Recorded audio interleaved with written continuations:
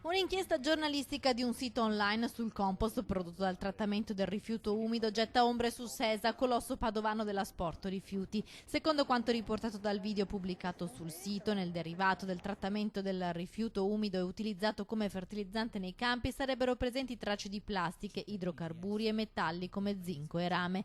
I giornalisti della testata Fanpage avrebbero fatto analizzare un campione del compost uscito dall'impianto Sesa ad un laboratorio milanese, dopo che i residenti della Bassa Padovana lamentavano forti odori prodotti dai biogas che venivano sversati nei campi e segnalavano mais bruciato.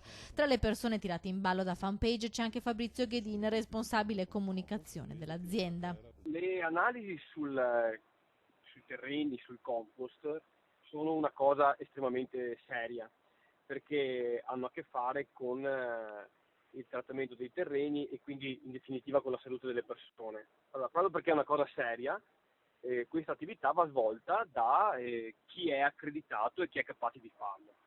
Quindi noi siamo sottoposti, come nessun'altra azienda credo nel Veneto, a controlli continui da parte degli enti preposti. Le accuse della testata non si fermano qui. Sesa, infatti, da parte del socio privato avrebbe offerto un'ingente somma pari a 300.000 euro per 3 anni per una campagna pubblicitaria sul sito giornalistico al fine di controllare il risultato finale dell'inchiesta. Non siamo stati noi a proporre, ma la prima idea di questa collaborazione è venuta da Fanpage. Naturalmente io questo non sono in grado di dimostrarlo perché contrariamente alle persone che abbiamo incontrato io non giro con la telecamera nascosta e non giro con un registratore in tasca. Sesa è una società a maggioranza pubblica, il 51% infatti del comune di Este. Il socio privato che ne detiene il restante 49% è Angelo Mandato, che aveva rilevato la quota dalla precedente società finita nei guai per infiltrazioni mafiose.